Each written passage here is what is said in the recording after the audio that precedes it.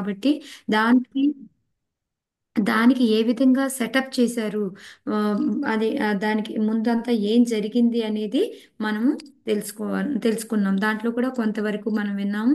First 3 చాప్టర్లు వచ్చేసి మన భాగవతం, కృష్ణ భక్తుల యొక్క గొప్పతనం తెలుస్తుంది. భక్తి యోగం యొక్క గొప్పతనం మనం తెలుసుకుంటాము.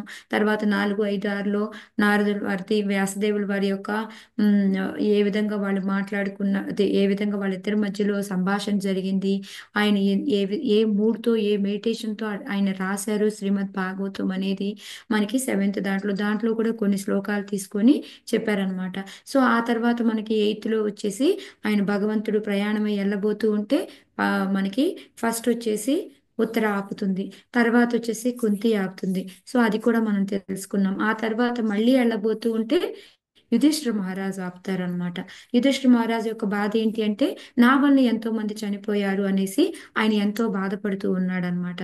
సో అప్పుడు మనకి ఫస్ట్ యుద్ధానికి ముందు అర్జునుడు ఆపాడు, యుద్ధానికి తర్వాత యుధిష్ఠిర మహారాజు కృష్ణుడిని ఆపారనమాట.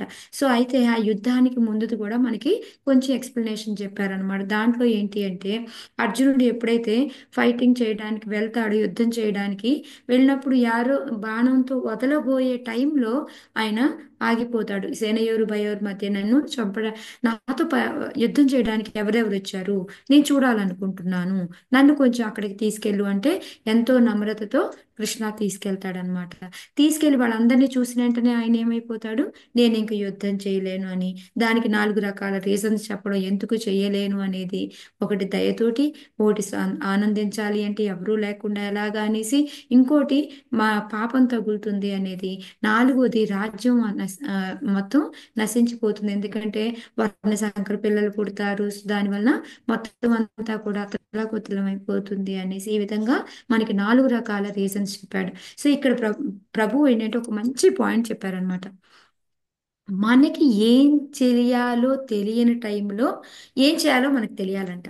అంటే మనకి ఏం చెయ్యాలి, ఆ పరిస్థితికి ఏం చెయ్యాలి అని తెలియనప్పుడు మనకి ఒకటి తెలియాలి. ఏంటి అంటే, మనము గురువు దగ్గరకో, పెద్దల దగ్గరకో, దాని గురించి తెలిసిన వాళ్ళ దగ్గరకో వెళ్ళి వాళ్ళ సహాయం తీసుకోవాలి అనేది తెలిసి ఉండాలి. కంపల్సరీ మనకి ఏం చేయాలి అని అర్థం కాని సమయంలో మనం ఒకటని చేయాలి. అదేంటి అంటే ఇది అన్నమాట. So we should know what we have not to do అనే, అంటే ఆ టైంకి అని ఇంగ్లీష్లో అది ప్రభు చెప్పారనమాట. సో అప్పుడు ఏంటి అంటే, ఆయన వెంటనే కార్పణ్య దోషోపహత స్వభ పృచ్ఛామిత్వం ధర్మ సమ్మూఢ చేత శిష్యస్సేహం షాదిమాం త్వం ప్రపన్నం అనేసి ఆయన శ్లోకా చెప్తారు కదా. అప్పుడు చెప్పి ఏమంటారు, ఇప్పుడు నేను నీ మీదే ఫుల్గా ఆధారపడి ఉన్నాను. ఎందుకంటే యాక్చువల్గా ఇక్కడ చూడండి, ప్రపాదుల వారు కూడా మనకు అక్కడ కృపణ అని రాస్తారు. ఎందుకు ఆ విధంగా కృపణ అని, కార్పణ్య దోషం, నీకు ఎందుకు ఇలాంటి దోషం తగిలింది అంటే, దానికి అర్థం మిజర్ అని కాదు, మైజర్ అని కాదు. యాక్చువల్గా ఏం చెప్పారు అంటే, గౌరాంగ్ దర్శన్ ప్రభు, మన దగ్గర ఉన్నది ఓకే, దాన్ని మనం వాడకుండా ఉంటే దాన్ని మనని కృపణ అని అంటారు అని చెప్పేసి చెప్పారు. అంటే ఇక్కడ అర్జునుడికి చూడండి, అస్త్రాల బోల్డ్ అని ఉన్నాయి, శక్త ఉంది, ఎక్స్పీరియన్సా ఉంది, ఈ అన్నీ ఉన్నా కూడా నేను యుద్ధం చేయను అని చెప్పి చెప్తున్నారు. అంటే అక్కడ ప్రభు ఏం చెప్పారు అంటే, కొంతమంది ఒక్కొక్కసారి ఏమవుతుందంటే, మనకు అర్థమవుతుంది మనం ఇక్కడ ఏంటి, ఆయన క్షత్రియుడు, ఆయనకి యుద్ధం చేయాలి అని తెలుసు, కానీ మనసు ఒప్పుకోవట్లేదు. అంటే లోపల అర్థమవుతుంది అది నేను చెయ్యాలి యుద్ధము అనేది, కానీ బాడీ పరంగా ఒప్పుకోకుండా నిరాకరిస్తూ ఉంటుందన్నమాట. సో అలా ఏంటంటే మనం కన్విన్స్ అవ్వము, మనకి తెలుసు చెయ్యాలి అనేది, బట్ కానీ మనం కన్విన్స్ అవ్వము అనమాట ఒక్కొక్కసారి. సో అట్లా ఏంటంటే, సాధకం చేస్తూ మన సాధనలో ఉన్నప్పుడు కూడా మనకి అలా జరుగుతూ ఉంటుంది, భక్తులు కూడా జరుగుతూ ఉంటుంది అని చెప్పేసి చెప్పారనమాట. చెప్పి అది అయిన తర్వాత, అయ్యి అర్జునుడిది అయిన తర్వాత ఇంకా ఇప్పుడేంటి, భగవంతుడు ఆయనకి ముందు చూస్తేనేమో మంచి స్నేహితుడు, తర్వాత వచ్చేసి రథసారథి, ఇప్పుడు వచ్చేసి గురువు కింద అన్నమాట. సో ఈ విధంగా భగవంతుడు ఎన్ని విధాలుగా చేస్తాడు అనేసి ఒక శ్లోకాన్ని చెప్పారనమాట గౌరాంగ్ దర్శన్ ప్రభు. అది శ్రీమద్ భాగవతంలో ఒకటో గ్రంథము 16వ చాప్టరు 16వ శ్లోక అన్నమాట. అంటే 16వ అధ్యాయంలో 16వ శ్లోక అన్నమాట. సారథ్య పారిహిద సేవన సఖ్య దౌత్య వేరాసనానుగమన స్తవన ప్రణమాన్ స్నిగ్ధేషు పాండుషు జగత ప్రణితం చ విష్ణోర్ భక్తిం కరోతి నృపతి చరణారవిందే అని శ్లోక అన్నమాట. ఇది ఎక్కడ అంటే పరీక్షిత్ మహారాజు ఎప్పుడైతే ఆ అడవుల్లోకి వెళ్ళినప్పుడు ఆయన పాండవుల గురించి గొప్పగా ఇది వింటాడనమాట. ఏంటి అంటే సారథ్య పారిషిత సేవన, కృష్ణ ఎలాగొచ్చాడు వాళ్ళకి అంటే సారథిలాగా వచ్చాడు. మళ్ళీ పారిహిత అంటే అగ్రపూజ. ఆయన ఆ యుధిష్ఠిర మహారాజు వారు చేసినప్పుడు అగ్రపూజ ఎవరు అందుకోవాలి అంటే కృష్ణాని అందుకుంటాడు కదా, సో అలాగా అగ్రపూజ చేసుకున్నాడు. మళ్ళీ సఖ్య అంటే ఒక ఫ్రెండ్ లాగా వాళ్ళందరికీ కూడా ఉన్నాడు. నెక్స్ట్ దౌత్య, దౌత్య అంటే మెసెంజర్ లాగా వాళ్ళ తరపున శాంతి దూతగా వెళ్తాడు, ఇవన్నీ చేస్తాడు కదా, అలాగా ఒక దౌత్యుల్లాగా పనిచేశాడు అనమాట. వీరాసన అంటే వాచ్మెన్ లాగా కూడా ఉండేవాడు వాళ్ళకి. ఇంకోటి ఏంటి అంటే అనుగమన అంటే యుధిష్ఠిర మహారాజు ఆయన కన్నా పెద్దవారు కాబట్టి కృష్ణుడి కన్నా యుధిష్ఠిర మహారాజు ఏం చెప్తే దాన్ని ఫాలో అయ్యేవారు అంటే ఆయన వెనకాలే ఫాలో అవుతూ అయ్యేవారు అనమాట. ఎప్పుడు కూడా ఈ చూడండి, మనం ఎన్నిసార్లు చూసినా ఎక్కడ చూసినా కూడా ఆయన ఎప్పుడు ఒక రాజులాగా నడుచుకోలేదు కృష్ణుడు ఎప్పుడూ కూడాను. యుధిష్ఠిర మహారాజు రాజు, ఆయన చెప్పింది ఫాలో అవుతూ వెళ్ళేవాడు అనమాట. మనం ఆల్రెడీ చూసాము మధురాలో కానీ ఎక్కడ చూసినా కూడా ఆయన ఎక్కడా కూడా ఆయన రాజుగా ఉండలేదు, వేరే వాళ్ళని కూర్చోబెట్టడమే చేశాడు. ఇక్కడ కూడా హస్తినాపురంలో కూడా యుధిష్ఠిర మహారాజునే రాజు చేసి ఆయన చెప్పింది వినడానికి రెడీ అయిపోయారనమాట. సో ఈ విధంగా ఏంటి అంటే ఆయన చెప్తుంది మన ఎప్పుడు కూడా అంత గొప్పగా ఉంటారు పాండవులు అని. మరి ఎందుకు వాళ్ళకి ఇన్ని రకాలుగా భగవంతుడు సేవ చేశాడు, ఎందుకు ఇన్ని రకాలుగా ఉంది అంటే దానికి ఏంటి అంటే ఆయన ఎప్పుడు కూడా డివోటీస్కి సేవ చేయడానికి రెడీగా ఉంటాడు. వాళ్ళు ఏంటి అంటే ఎంతో భక్తులు అనమాట. అందుకొని వాళ్ళు ఎప్పుడు దానికే స్నిగ్ధేషు అంటే ఏంటంటే కృష్ణ ఎప్పుడు కూడా వాలంటరీగా భక్తులకి సేవ చేయాలి అని అనుకుంటాడనమాట. అదన్నీ వినేసి అంత ఇదిగా భగవంతుడు వాళ్ళకి సేవ చేశాడని విన్నప్పుడు పరీక్షిత్ మహారాజు ఆనందంతో తబ్బి ఉబ్బెబ్బైపోతాడనమాట. సో భగవంతుడు ఓన్లీ భక్తులకే చేస్తాడు, అందరికీ ఏం చెయ్యడు. అది మనం ఏ యథామాం ప్రపద్యంతే అని అది మనం గుర్తుపెట్టుకోవాలన్నమాట. సో ఇక్కడ సేమ్ ఇదే విధంగా యుధిష్ఠిర మహారాజు కూడా సేమ్ భగవంతుడిని ఆపుతున్నాడు అనమాట. ఏమని ఆపుతున్నాడు? నువ్వు నన్ను రాజుని చెయ్యడానికి వందల వేలల్లో ఉన్న అందరినీ కూడా సైనికులు చనిపోయారు. ఇప్పుడు ఒక కుటుంబంలో ఎప్పుడైతే పెద్దవాళ్ళు లేరో చిన్నపిల్లలకి ఏమవుతుంది, వాళ్ళకి ఒక గైడ్ చేసే వాళ్ళు ఉండరు, కల్చరల్గా వాళ్ళు ముందుకి ఎదగలేరు, వాళ్ళకి బుద్ధి అనేది ఎదగదు. ఈ విధంగా ఎన్నో ప్రాబ్లమ్స్ వస్తాయి ఇంట్లో పెద్దవాళ్ళు లేకపోతే. ఎలా అయితే అర్జునుడు చెప్పాడో అదే విధంగా యుధిష్ఠిర మహారాజు కూడా చెప్తూ ఉంటాడు అనమాట.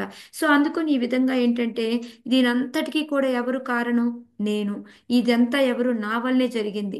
నాలాంటి రాజుని చేయడానికి తీసుకున్నావా అని, నేను పాపిని, నాకు ఈ పాపం అంతా ఎట్లా పోతుంది నేను అని చెప్పేసి ఒకటేమని చెప్తాడు. అప్పుడు కృష్ణ అంటాడు, లేదు లేదు, నువ్వు అసలు పాపం చేయలేదు, ఇదంతా నువ్వు కరెక్ట్ పర్సన్వి, నిన్ను ఎన్ని రకాలుగా ఇబ్బంది పెట్టారు అని ఎన్నో రకాలుగా చెప్పాలని చూస్తాడనమాట.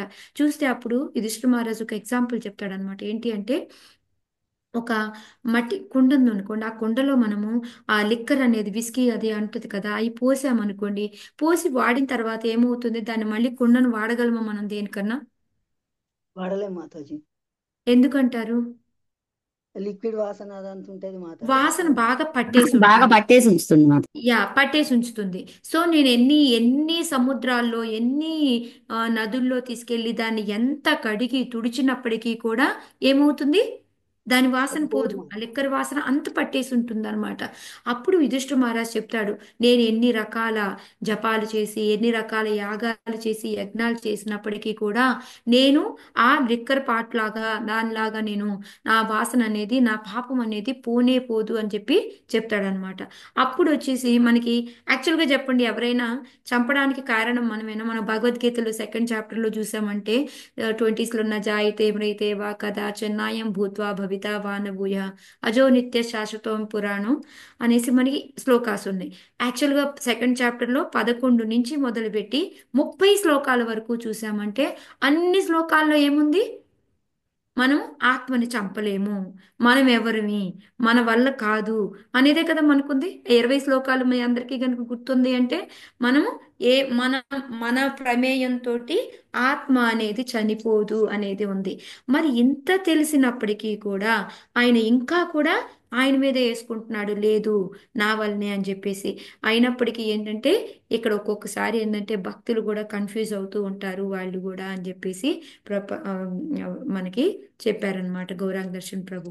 ఇంకోటి ఏంటి అంటే యాక్చువల్గా ఒక కామన్ మ్యాన్ ఉన్నారనుకోండి, మామూలు మనుషులు నాలాంటి వాళ్ళు ఉన్నారనుకోండి, వాళ్ళు ఏం చేస్తారు?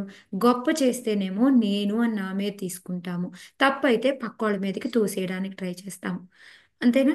ఎక్కువగా ఎక్కువ శాతం చూడండి, ఏదైనా జరిగింది అనుకో నీ వలన అంటాము, మంచి జరిగితే నేను చేశాను అని మనం కాలర్ ఎగరేసుకుంటూ ఉంటాము. కానీ భక్తులు ఏం చేస్తారు అంటే ఏదైనా మంచి జరిగింది అంటే ఆ క్రెడిట్ని తీసుకెళ్ళి ఆ గొప్పతనాన్ని అంతా కూడా గురువుకి కృష్ణకి ఇస్తారు. తప్పేదన్నా ఉంది అంటే వాళ్ళ మీద వేసుకుంటారు అనమాట. సో ఇక్కడ యుధిష్ఠిర మహారాజు ఏంటంటే ప్యూర్ వైష్ణవ కాబట్టి ఆ తప్పంతా కూడా ఆ నిందంతా ఆయన మీద వేసుకున్నాడు. దీనంతటికీ కారణం నేను, బోల్డంత పాపాన్ని నేను మూట కట్టుకున్నాను అని చెప్పేసి. అంటే అక్కడ గర్వం అనేది లేదు, ఇంకా నేనే అంతమందిని చంపాను అనేది. అదే గనక దుర్యోధన, దుశ్శాసన, హిరణ్యకశిపు, కంస వీళ్ళందరూ ఉన్నారనుకోండి, వీళ్ళు ఎవరైనా చంపారనుకోండి, ఓ మా అకౌంట్లో ఎంతమంది అనేసి వాళ్ళు గర్వపడుతూ ఉంటారు. కానీ ఇక్కడ యుధిష్ఠిర మహారాజు ఏంటంటే ఎంతో గొప్ప భక్తుడు కాబట్టి ఆయన ఎక్కడా కూడా అలా కౌంట్ చేసుకోలేదు అని చెప్పేసి చెప్పారనమాట. సో ఇంకా ఏంటంటే ఆ తర్వాత ఏంటంటే ఇంకా అక్కడ ఉన్న ఆ, దౌమ్య, వ్యాసదేవు వీళ్ళందరూ కూడా చెప్పి చూస్తారనమాట. కాదు నాయనా, నువ్వేం తప్పు చేయలేదు, వాళ్ళు ఎన్ని రకాలుగా తప్పు చేశారు ఒక్కసారి గుర్తు తెచ్చుకో అనేసి మనకి కుంతీదేవి చెప్తుంది. ఎవరికైనా శ్లోకా గుర్తొచ్చింది ఎన్ని రకాలుగా బాధపడ్డారు వాళ్ళు అని? ఎవరికైనా? విషాన్ మహాగ్నేయ అదే కదా నాకు. Yes, correct. విశాన్ మహాగ్నేశ పురుషాద దర్శన అసత్సభాయ వనవాస కృష్రత మృదే మృదేనేక రథాస్తో ద్రౌణ్యస్త్రతశ్చాస్మి హరేభి రక్షిత. అంటే ఆయన ఎన్ని రకాలుగా వాళ్ళు ఒకసారి విషం పెట్టారు, భీముని చంపడానికి ట్రై చేశారు, ఆ తర్వాత ఆమ్, వనవాసానికి పంపించారు, మళ్ళీ అక్కడికి వెళ్ళిన తర్వాత ఎన్నో బాధలు పెట్టారు, అక్కడ మనకి దుర్వాసముని రావడం ఆ రకంగా ఎన్నో రకాలకి ఇబ్బందులు పెట్టారు, మళ్ళీ వచ్చేసి నిప్పు అంటించారు. ఈ విధంగా అవన్నీ కూడా గుర్తు చేస్తారనమాట. ఇవన్నీ చేశారు, ద్రౌపదిని వివస్త్రం చేశారు, గ్యాంబ్లింగ్ ఆడారు, ఆ, ఈ ఈ వాడి ఎన్నో రకాలుగా మోసం చేశారు అని చెప్పేసి ఎన్ని చెప్పినా కూడా ఆయన అస్సలు కన్విన్స్ అవ్వడు అనమాట. ఎందుకు? మనం ఆల్రెడీ ముందు రోజు చెప్పుకున్నాం మనం ఏమని. ఎప్పుడైతే ఆ ఈ భగవంతుడే ఎదురుగ్గా ఉండి ఆయన లోపల ఉన్న అంటే ఎప్పుడైతే హృదయంలో ఉంటాడో భగవంతుడు పరమాత్మ రూపంలో, ఆయన ఏం చెప్తున్నాడు? ఎవరు ఏం చెప్పినా నువ్వు నమ్మకు, నువ్వు కన్విన్స్ అవ్వకు అని చెప్పి చెప్తూ ఉన్నాడు. సో ఆయన అలా డ్యూయల్ రోల్ పాటించి ఒక పక్క ఏమో చెప్తూ ఉన్నాడు నువ్వు చేసింది కరెక్ట్ కరెక్ట్ అని, రెండో పక్క నువ్వు ఒప్పుకోవద్దు అని చెప్తున్నాడు. దేనికోసం అనేది మనం చెప్పుకున్నాం, ఎందుకంటే భీష్మదేవుడికి ఆ క్రెడిట్ అంతా రావాలి కాబట్టి. సో ఇప్పుడు ఎప్పుడైతే ఇక్కడ డైస్ గ్యాంబ్లింగ్ ఇవన్నీ ఆడారు అని చెప్పుకున్నాం కదా, అప్పుడు వెంటనే గౌరాంగ దర్శన్ ప్రభు చెప్పారనమాట. చాలా మంది అసలు ఇదంతా జరిగి ఉండేది కాదు, యుధిష్ఠిర మహారాజు అసలు ఎందుకు ఆడడానికి వెళ్ళాడా, జూదం ఆడడానికి, అది తప్పని తెలుసు కదా, ఎందుకు వెళ్ళాడు అనేసి అందరూ యుధిష్ఠిర మహారాజుని బ్లేమ్ చేస్తూ నిందిస్తూ ఉంటారు. యాక్చువల్గా అది ఎలా జరిగింది అనేది ఎక్స్ప్లెనేషన్ ఇచ్చారనమాట అక్కడ. దాని గురించి వివరంగా చెప్పారు. విదురుడు తెలుసు కదా మనకి, ఆయన మినిస్టర్ అనమాట. ఆయన ఇన్విటేషన్ పట్టుకొని వస్తాడు మన యుధిష్ఠిర మహారాజ్ ధర్మరాజు దగ్గరికి. వస్తే అప్పుడు ఇది విదుర అంటాడు, యుధిష్ఠిర మహారాజు ధర్మరాజు అంటారు, ఇదేంటి దీనికి ఇన్విటేషన్ పట్టుకొని వచ్చావు, ఇది జోదం ఆడడం తప్పని తెలియదా, మన ఫ్రెండ్షిప్లు పోతాయి దీనివలన, ఎన్నో రకాలైన విపరీతాలు కలుగుతాయి దీనివలన, అసలు నువ్వు అట్లా ఎట్లా తీసుకొచ్చావు, నువ్వు చెప్పాలి కదా వాళ్ళకి అని అంటే, విదురుడు అంటాడంట, నేను చెప్పలేదని నువ్వు ఎలా అనుకుంటున్నావు, నేను చెప్పాను, నేను ధృతరాష్ట్రుడికి చెప్పాను, దుర్యోధనుడికి చెప్పాను, ఎన్నో రకాలుగా చెప్పి చూసినా వాళ్ళంతా కూడా దుర్యోధనుడు వినే దాంట్లో లేడు, దుర్యోధనుడి యొక్క ప్రేమలో ధృతరాష్ట్రుడికి అసలు ఏమీ పట్టట్లేదు, సో ఒక మినిస్టర్గా నా డ్యూటీ ప్రకారం నేను తీసుకొని వచ్చాను అని చెప్పేసి ఇస్తాడంట. సరే ఇస్తే యుధిష్ఠిర మహారాజు ఎందుకు వెళ్ళాలి? ఓకే నేను వెళ్ళను అని మానేయచ్చు కదా. కానీ యుధిష్ఠిర మహారాజు ఏంటి అంటే ధృతరాష్ట్రుడు ఎప్పుడూ కూడా వాళ్ళ పిల్లల్లాగా చూడలేదు. మనకు భగవద్గీతలో ఏం శ్లోకం వస్తుంది? మామక పాండవశైవ, నా పిల్లలు పాండు యొక్క కొడుకులు అని ఆయన విడదీసి మాట్లాడేవాడు. కానీ ఎప్పుడు కూడా యుధిష్ఠిర మహారాజు ఆయన ధృతరాష్ట్రుడికి ఎంతో మర్యాద ఇచ్చి పాండు అంటే వాళ్ళ తండ్రి స్థానంలో పెట్టుకొని ఆయన ఏం చెబితే అది చేయడానికి రెడీగా ఉండేవాడు అనమాట. సో అందుకని ఏంటంటే ఒక రాజుగా వాళ్ళ నుంచి వచ్చింది, ఒక తండ్రిగా పిలిచాడు కాబట్టి దానికోసం ఆయన వెళ్ళాడు అంతే తప్ప ఆయన ఇంకా ఏమీ కాదు అని చెప్పేసి చెప్పారనమాట. సో అలా అయినా కూడాను అక్కడికి వెళ్ళిన తర్వాత కూడాను అక్కడికి వెళ్ళాక మళ్ళీ ప్రతి ఒక్కరికి చెప్తాడంట, నిజంగా మనకి ఇది ఆడడం అవసరమా, ఇది తప్పు, ఇలా చెయ్యకూడదు అని చెప్పేసి ఒక్కొక్కరికి చెప్పడం. ఇటు ధృతరాష్ట్రుడి వైపు చూస్తాడంట, ఏం మాట్లాడేవాడు కాదంట, నువ్వు ఆడు అన్నట్టు తలకాయ ఊపుతా ఉండేవాడంట. సో దానివల్ల ఏంటి, తండ్రి మాట వినాలి కాబట్టి, రాజుగా ఉన్నాడు కాబట్టి ఇంక చెయ్యాలి అని చెప్పేసి ఆయనకి తెలుసు ఆయన ఇందులో నేర్పరి కాదు, అది ఆడడం మంచిది కాదు అని తెలుసు. అయినప్పటికీ కూడా ఒక క్షత్రియుడిగా వాళ్ళు రాజుగా పిలిచారు కాబట్టి ఇది. తర్వాత ఏంటంటే దుర్యోధనుడు అంటాడంట, నేను ఆడను ఈ ఆట అంటే, ఓ వెరీ గుడ్, ఆడవు కదా, అయితే ఈ ఆట ఆగిపోయింది, నేను ఇంక ఇంటికి వెళ్ళిపోతాను అంటాడంట. అంటే నేను ఆడను అంటే ఈ ఆట ఆడను అని కాదు, నేను ఈ పాచికలు వేయను, నా బదులు శకుని వేస్తాడు అని అంటాడంట. వెంటనే యుధిష్ఠిర మహారాజు అంటారంట, శకుని నాతో సమానం కాదు కదా, అలాంటప్పుడు నేను ఆయనతో ఎందుకు ఆడాలి, నేను ఆడను అంటాడంట. అప్పుడు దుర్యోధనుడు ఊరుకోడంట, అదేంటి, నేను రాజుని, నా తరపుని ఎవరైనా ఆడతారు, నేను నిన్ను పిలిచాను, నువ్వు ఆపోజిట్ గా కూర్చోవాలి, నువ్వు ఆడాలి అంటే అప్పుడు కూడా మళ్ళీ ధృతరాష్ట్రుడి వైపు చూస్తే ఆయన ఏం మాట్లాడంట. సో ఇక తప్పక ఆయన కూర్చుంటాడు. సో కూర్చున్నప్పుడు మనకు తెలుసు ఇవన్నీ కూడా ఒక్కొక్కటి ఓడిపోతా ఉంటారు, రాజ్యం ఓడిపోతారు, తమ్ముళ్ళని పెడతాడు, అందరూ ఓడిపోతారు. చివరికి ద్రౌపదిని పెడతారు, ద్రౌపదిని వస్త్రాభరణం చేయడానికి వస్త్రం చేయాలని చూస్తారు.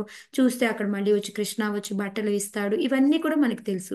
అయిన తర్వాత ఎప్పుడైతే ద్రౌపదిని ఆ విధంగా వాళ్ళు అవమానిద్దాం అనుకుని అది కుదరలేదో, వెంటనే ధృతరాష్ట్రుడికి చాలా భయం వేస్తుందంట, నా కొడుకులు గ్యారంటీగా ఇబ్బందుల్లో పడతారు, కష్టాల్లో పడతారు, నేను ఇప్పుడు ద్రౌపదిని శాంతపరచాలి అని చెప్పేసి, అమ్మా ద్రౌపది నీకేం వరం కావాలో కోరుకో అని అడుగుతాడంట.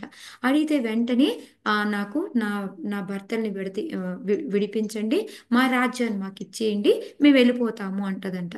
సరే అయితే తీసుకొని వెళ్ళిపో వాళ్ళందరినీ అని చెప్పి పంపిస్తాడంట. మళ్ళీ వాళ్ళందరూ బయలుదేరి వెనక్కి వెళ్తా ఉంటారంట. వెనక్కి వెళ్తా ఉంటే మళ్ళీ కబురు పంపిస్తాడు దుర్యోధనుడు. పంపిస్తే నేను ఇంకా అవ్వదు, మేము ఆడము అన్నాం కదా అంటే, లేదు, ఒకే ఒక్క ఆట ఆడు, ఒకే ఒక్కసారి, ఎన్నోసార్లు వద్దు, ఒకే ఒక్కసారి ఆడు, నువ్వు గెలిస్తే ఓకే, గెలవకపోతే 12 సంవత్సరాలు వనవాసం అరణ్యవాసం చేయాలా, ఇంకొక సంవత్సరం అజ్ఞాతవాసం చేయాలా, ఇదొక్కటే, ఇంకొకే ఒక్కసారి అంటే మళ్ళీ వచ్చి మళ్ళీ ఆడి ఓడిపోయి ఈ విధంగా జరుగుతుందంట. సో ఇక్కడ యుధిష్ఠిర మహారాజు ఏమన్నా తప్పుందా, లేనే లేదు కదా. అది ఇక్కడ మనకి గౌరాంగ దర్శన్ ప్రభు చెప్పారు. ఇది మాత్రం నేను ఫస్ట్ టైం విన్నాను, ఇంత క్లారిటీగా ఇంత క్లియర్గా నేను వినింది ఇదే ఫస్ట్ టైం అనమాట. సో ఈ విధంగా ఏంటి అంటే ఎంతమంది ఎన్ని చెప్పినప్పటికీ కూడా ఆయన ఎప్పటికీ కూడా ఇంకా యుధిష్ఠిర మహారాజు ఒప్పుకోవట్లేదు అనమాట. లేదు లేదు, నా వల్లనే ఇదంతా జరిగింది, నేనే కారణం దీనికి అని చెప్పేసి వాళ్ళు ఎంతమంది చెప్పినప్పటికీ కూడా వినలేదన్నమాట. సో ఇంకా దేనికి జరిగింది అనేది, అందుకే అక్కడ ఎప్పుడైతే యుధిష్ఠిర మహారాజు వినలేదో దానికి మనకి ఆమ్, ఎనిమిదో గ్రంథం 23వ అధ్యాయం 30వ శ్లోకాల్లో మనకి అద్భుత కర్మణః అని సుఖదేవ్ గోస్వామి చెప్తారనమాట. కృష్ణుడు ఎంత అద్భుతమైన కర్మలు చేస్తాడు అంటే, ఈ అద్భుత కర్మణ అంటే ఏంటి అంటే ఇదే అన్నమాట. ఆయన లోపలుండి వద్దు అని చెప్పడం, బయటేమో సలహా ఇచ్చినట్టుగా ఇవ్వడం అనమాట.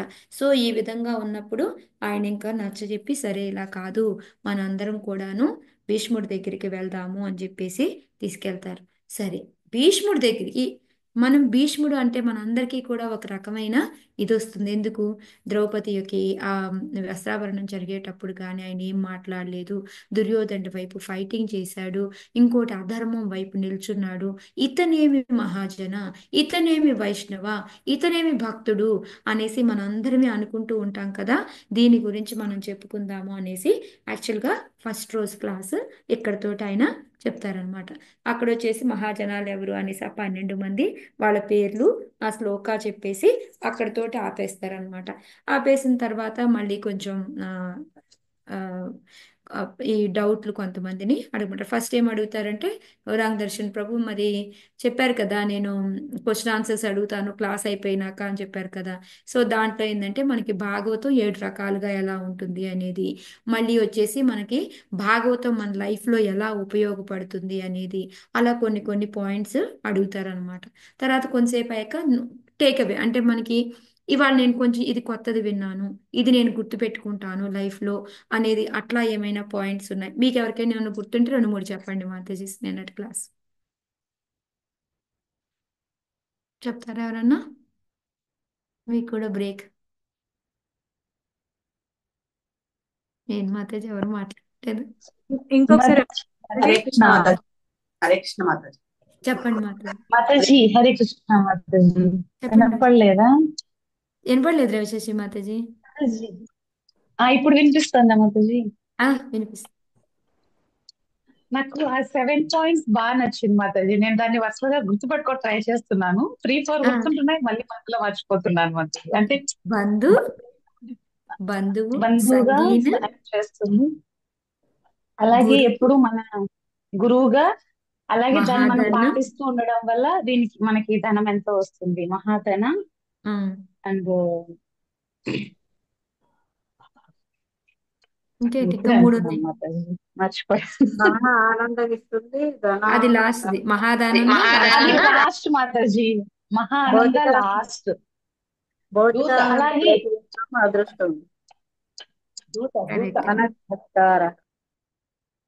నేను నోట్స్ రాయలేదు మాతాజీ, కానీ మనం ఇంతకు ముందు ఫస్ట్ స్టార్ట్ చేసినప్పుడు భాగవతం కానీ ఇది కొత్తగా అనిపించింది మాతాజీ. ఈ మనకి శ్లోకం, దారి చూపిస్తుంది ఈ మాతాజీ. పాయింట్స్. అది నిస్తారక, మళ్ళీ మహాభాగ్య, మహానంద, ఆనంద. ఓకే, భాగ్యము ఆనందము దారి చూపించింది నిస్తారక.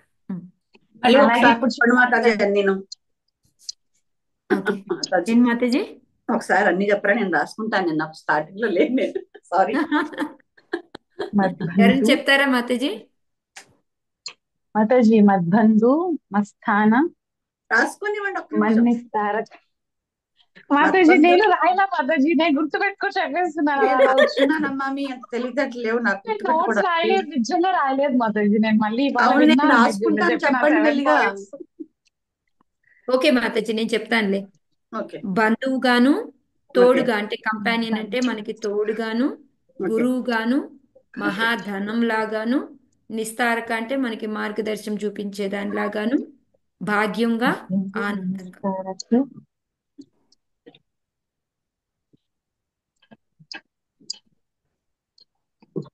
Hare Krishna. Okay yeah. Okay ఇంకేమైనా పాయింట్స్ మాతాజీ ఎవరికైనా? ఇంకొకటి లాస్ట్ వినిపించలేదు. ఆనందం మాతాజీ, మహదానందం, ఆనందం. బంధు, తోడు, గురువు, మహాధనము, మార్గదర్శనము, భాగ్యము, ఆనందము. అంతే. Thank you Mataji.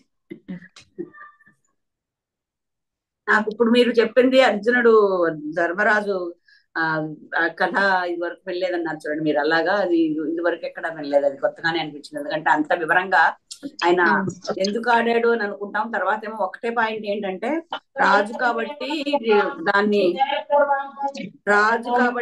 పిలుపుని అంగీకరించాలి, నిరాకరించకూడదు అని వెళ్ళాడు అని మటుకు తెలుసు, కానీ ఇంత వివరంగా తెలియదు. ఇది మీరు చెప్పినట్టు అది విపులంగా చెప్పిన కొత్త పాయింట్. మాతాజీ మీరు కూడా ఇంత ముందు ఒకసారి షార్ట్ గా చెప్పారు మాతాజీ. ఇదే క్వశ్చన్ ఎవరు అడిగితే మీరు షార్ట్ గా చెప్పారు. ఆయన కావాలని ఆడలేదు, ఒక కింగ్ కాబట్టి క్షత్రియుడు కాబట్టి పిలిచినప్పుడు వెళ్ళాలి అనేసి ఆ విధంగా చెప్పారు మాతాజీ. ఇది డీటెయిల్ గా చెప్పడం మీరే ఫస్ట్. సో ఇక్కడ ఏంటంటే మన ఇందాక ఒక పాయింట్ చెప్పాను కదా, మనకి ఇప్పుడు వైష్ణవులు అయితే ఏం చేస్తారు, ఆ క్రెడిట్ ని గురువుకి వాళ్ళకి ఇస్తారు. నాలాంటి వాళ్ళు అయితే ఏం చేస్తారు, క్రెడిట్ తీసుకుంటారు, తప్పుని పక్క వాళ్ళ మీదకి తోసేస్తూ ఉంటారు అనమాట. సో అదొక పాయింట్ కూడా కొంతమంది చెప్పారు. ఇంకోటి ఏంటంటే భగవంతుడు ఏమంటారు ఇంకోటి ఆ మనము కృష్ణ ఆనందం కోసం అంటే ఎప్పుడైనా ఆయన మొహం మీద చిరునవ్వు గనుక తేగలిగాము అంటే మనం స్పిరిచువల్ గా సక్సెస్ అయినట్టే అనేది అదొక పాయింట్. సో ఆ విధంగా ఏంటంటే మనకి చాలా ఉన్నాయి దీంట్లో, మనకి ఎన్నో రకాలుగా మనం శ్రీమద్ భాగవతం అవన్నీ వినుకుంటూ భగవంతుడి మన చెవుల ద్వారా తీసుకొచ్చి హృదయంలో కూర్చోబెట్టాలి అనేసి ఇంకా అలా ఎన్నో పాయింట్లు మనం నేర్చుకొని ఉన్నాం అనమాట. అయితే ఒకళ్ళు ఏమంటే ఒకళ్ళు డౌట్ ఏం అడిగారు అంటే, ఇప్పుడు మన దగ్గర ఉందనుకోండి, ఉన్నదాన్ని మనకి ఎక్కువ ఉన్నదాన్ని ఎవరికైనా ఇస్తాము, దాంట్లో పెద్ద గొప్పతనం ఏముంది అన్నట్టుగా అడిగారనమాట. అడిగితే ఇప్పుడు అట్లాగే కృష్ణ కూడా వాళ్ళకి అట్లా ఇస్తూ ఉండొచ్చు కదా అనే విధంగా అడిగారు. అడిగితే దానికి గౌరాంగ దర్శన్ ప్రభు చెప్పారు ఎగ్జాంపుల్ గా వచ్చేసి, అట్లా ఏం కాదు. సుధామ ఉంటాడు. సుధామ ఏంటి, అటుకులు తీసుకొస్తాడు. అటుకులు యాక్చువల్గా ఆయన దగ్గర ఉన్నాయి, అవి లేవు. వాళ్ళ భార్య పక్కింట్లో ఎక్కడి నుంచో అడిగి తీసుకొస్తే దాన్ని ఒక చిరిగిపోయిన గుడ్డలో చుట్టుకొని తీసుకెళ్ళి ఇస్తాడు. సో తీసుకెళ్ళి ఇచ్చినప్పుడు తింటాడు. తిని ఆయనకేంటి, ఆయన తాహతుకు మించి ఆయన వచ్చి భగవంతుడికి ఇచ్చాడు. అంటే ఆయన దగ్గర లేదు, బట్ కానీ తాహతుకు మించి ఆయన తీసుకొచ్చి అటుకులు ఇచ్చాడు అనమాట. ఆ అటుకులు ఇచ్చినప్పుడు భగవంతుడు అనుకుంటాడంట, నా తాహతకు మించి నేను ఏం చేయాలి అన్న, అంటే ఆయనకి మించి చేసేది ఏం లేదు కదా, అన్నీ చేయగలడు భగవంతుడు. సో నాకు అంటే నేను అట్లా చేయగలిగేది ఏమీ లేదు ఆయనకి. అందుకని సుధామాకి అక్కడ ఏది ఇవ్వడు. చూడండి, మనం అనుకుంటాం కదా, ఏంటి సుధామాకి ఏమి ఇవ్వకుండా పంపించేశాడు, ఇంటికి వెళ్ళేటప్పటికి అన్నీ ఉన్నాయి, ఎదురుగ్గా ఎందుకు ఇవ్వలేదు అని అనుకుంటాం కదా. సో స్వయంగా నా చేత్తోటి ఆయన అర్హతకి మించి చేసినట్టు నా అర్హతకి మించి చేయడానికి ఏమీ లేదు. అందుకని నాయన నువ్వు ఉట్టి చేతులతోనే వెళ్ళి బెటరు, నేను నీకేమీ ఇవ్వలేను అని పంపించి అక్కడికి వెళ్ళేటప్పటికి అవన్నీ కూడా ఉండేలా చేస్తాడంట.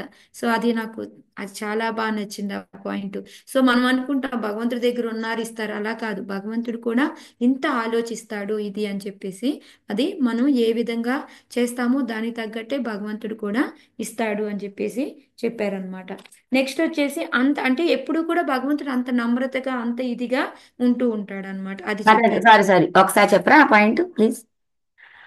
ఇప్పుడు సుధామ ఆయన ఆ తాహతకి మించి అటుకులు తీసుకొచ్చి ఇచ్చారు కదా. సో భగవంతుడు కూడా ఆయనకి అంటే ఇవ్వగలిగిన దానికి ఇవ్వలేనిది ఏదైనా ఉందా అంటే భగవంతుడు ఇవ్వలేనిది ఏమీ లేదు కదా, అవును, ఏదైనా కరెక్ట్. ఇవ్వగలడు కదా భగవంతుడు. ఇప్పుడు ఇప్పుడు నేను ఎవరికైనా ఇవ్వాలి అనుకో, నా తాహతకు మించి నేను ఇచ్చాను అంటే భగవంతుడు కూడా నా దగ్గర నాకు అర్హతకి మించి నేను ఇవ్వాలి అంటే, అలా అర్హతకి మించి అనేది ఏం లేదు కదా, భగవంతుడు ఎవ్రీథింగ్ ఏదైనా ఇవ్వగలడు కదా. సో అందుకని నేను నీకు స్వయంగా ఇవ్వడానికి అసలు అలాంటి ఆస్కారమే లేదు. సో అసలు నేను ఎన్ని జన్మలెత్తి ఎన్ని చేసినా కూడా నీకు సరిపోని, ఎలా అయితే గోపికలకు చెప్పుకుంటారో, అందుకని ఆయన్ని ఉట్టి చేతులతో పంపిస్తాడంట భగవంతుడు. ఆ, ఓకే. అక్కడ స్వయంగా ఇయ్యడు, ఆయన చేతికి ఏమి ఇవ్వడు చూడండి. అక్కడ మనకి అదే వెళ్ళేటప్పటికి అంతా మారిపోయి ఉంటది. పాప అసలు ఆయన ఏమి కుచేలుడు తెలియదు, ఇంటికి వెళ్ళాక తెలుస్తుంది. అవును. అంటే కుచేలుడు తన దగ్గర లేకపోయినా వేరే వాళ్ళ దగ్గర అప్పు తీసుకుని మరీ పట్టుకొచ్చి ఇచ్చాడు అంటే తన దగ్గర లేని అని. అంటే తన అర్హతకి మించి సేవ. ఇప్పుడు చూడండి, ఒక్కొక్కసారి మనకి ఓపిక ఉండదు, కానీ ఓపిక మించి మనం సేవ చేయాలి అనుకుంటాం కదా. అట్లా చేసిన వాళ్ళకి భగవంతుడు కూడా అదే రీతిలో అనుకుంటాడు, నాకు మించి నేను చేయాలి అనుకుంటాడంట. దానికి ఎగ్జాంపుల్ చెప్పారనమాట అర్థం అవడం కోసం. అంటే అంత ఇదిగా భగవంతుడు ఆలోచిస్తూ ఉంటాడు మన కోసము అని చెప్పేసి అది చెప్తారనమాట. నెక్స్ట్ ఏంటంటే ఒకళ్ళు ఏమడిగారు అంటే, చెవుల ద్వారా మనం భగవంతుడిని అదే భాగవతం అది అంతా విని లోపలికి తీసుకెళ్లి భగవంతుడిని కూర్చోబెట్టాలి అని చెప్పారు కదా, బానే ఉంది. కానీ ఆల్రెడీ మన మైండ్లో బోల్డ్ అని కోరికలు ఉంటాయి కదా, వాటి సంగతి ఏంటి అని అడిగారు అనమాట. వెరీ గుడ్ క్వశ్చన్ అని ప్రభు అప్పుడు చెప్పారనమాట. ఇప్పుడు దానికి ఎగ్జాంపుల్గా ఏంటి అంటే, ఇప్పుడు మనకి ఆల్రెడీ మన మైండ్లో రకరకాల కోరికలు ఇంటర్నల్గా లోపల అంతరంగికంగా ఉంటాయి అన్నమాట. అవి ఏం చేస్తూ ఉంటాయి, బయట మనల్ని ఎక్కువ డిస్టర్బ్ చేస్తూ ఉంటాయి. ఇప్పుడు ఆ కోరికలు ఉన్నాయి అనుకోండి, ఇప్పుడు భాగవతం చదువుదామా, వద్దులే అబ్బా వద్దులే అనేసి ఈ కోరికని ఎక్కువగా దాన్ని మనం డిస్టర్బ్ చేస్తూ ఉండి ఆ భాగవతాన్ని చదవనీదనమాట. సో అప్పుడు దాన్ని మనం ఏం చేయాలి, ఆ మైండ్ని సర్ప్రెస్ చేయాలంటే ఏం కావాలి మనకి, దాని మీద ఏం పని చేస్తుంది, బుద్ధితో దాన్ని మార్చుకోవాలి మనం. సో ఆ బుద్ధి రావాలి అన్నమాట. సో దానికి ఎగ్జాంపుల్గా ఏం చెప్పారు అంటే, ఇప్పుడు మనకి చెప్పుకుంటాం కదా మనము, డ్రైవర్ ఉన్నాడు అనుకోండి, ఆ డ్రైవర్ ఎవరు, ఆయన ఈ తాళ్ళనన్నీ కూడా పట్టుకొని ఉంటాడనమాట. సో ఆ మన మైండ్ అనేది తాళ్ళలాగా ఇలా పట్టుకునే, మనం ఈ తాళ్ళన్నిటిని కలిపి పట్టుకుంటాం కదా, అదనమాట. మన ఇంద్రియాలన్నీ ఉన్నాయి అనుకోండి, అవి మన గుర్రాల్లాగా అన్నమాట. మన బుద్ధి అనేది ఇంటెలిజెన్స్ కానీ బుద్ధి కానీ డ్రైవర్ అన్నమాట. ఎప్పుడైనా ఆ డ్రైవరు ఆ బుద్ధిని ఆ బుద్ధి అనేది ఆ తాళని గట్టిగా కంట్రోల్ చేసేటప్పటికి మైండ్ ఆగిపోతుంది, అంతే కదా. గుర్రాలు అటు ఇటు ఇటు పరిగెడుతున్నాయి అనుకోండి, వాటిని కళ్ళెం పెట్టేటలాగి మనం కంట్రోల్లో చేసుకోవచ్చు. సేమ్ అదే విధంగా ఏంటంటే మన బుద్ధి డ్రైవర్ లాగా ఉండి మనం వాటిని కంట్రోల్ చేసుకోవచ్చు. కానీ వాటిని కూడా ఎలా చేయాలి అంటే, దానికి ఏం చెప్పారంటే ఒక ఎగ్జాంపుల్ చెప్పారనమాట. ఇప్పుడు ఆ డాక్టర్ దగ్గరికి వెళ్తే ఐస్ క్రీమ్ తినద్దు అన్నాడు నన్ను. ఓకే, తినద్దు అంటే అప్పుడు ఏం చేస్తాము? ఒకే రోజు నేను అన్ని మానేయగలనా? కానీ ఏం చేస్తాను? ఐస్ క్రీమ్ ఉన్న ప్లేస్కి వెళ్ళను, ఐస్ క్రీమ్ షాపుల వైపు చూడను. ఓకే, ఆ విధంగా ఏంటంటే అది ఉన్న దగ్గర దరిదాపులకి నేను వెళ్ళకపోవడము. ఆ విధంగా ఏంటంటే బయట పరిసరాల్లో అది తగలకుండా జాగ్రత్త పడుతూ ఉంటాం బయటగా. ఓకే, ఇంటర్నల్ గా కోరిక వస్తున్నప్పటికీ కూడా ఏం చేస్తాను? బయట అనేది ఆ ప్లేసుల్లోకి వెళ్ళకపోవడం, దాన్ని చూడకపోవడం, ఆ విధంగా గనక ఉంటే గనక ఏమవుతుంది మనకి? కొంచెం నెమ్మది నెమ్మదిగా కూడా పోతుంది మాతాజీ, లోపలికి కూడా పోతుంది. హరే కృష్ణ. నెమ్మదిగా అంటే ఒకేసారి దాన్ని పోయిద్దని చెప్పలేను, బట్ కానీ ఏంటంటే మనకి అది రాదు. సో అందుకని ఏం చెప్పారంటే మనల్ని ఇయర్స్ ని ఎందుకు లాక్ చేసుకోమన్నారు భగవద్గీత భాగవతం కాకుండా అంటే, ఇప్పుడు ఆల్రెడీ లోపల కోరికలు బోల్డ్ అని ఉన్నాయి, ఇప్పుడు ఈ బయటికి కూడా చూపించామనుకోండి, ఏమవుతుంది? ఇంకా లోపలికి వెళ్ళిపోయి మొత్తం పెరిగిపోయి ఇంకా అల్లకల్లోలం అయిపోతుంది అనమాట.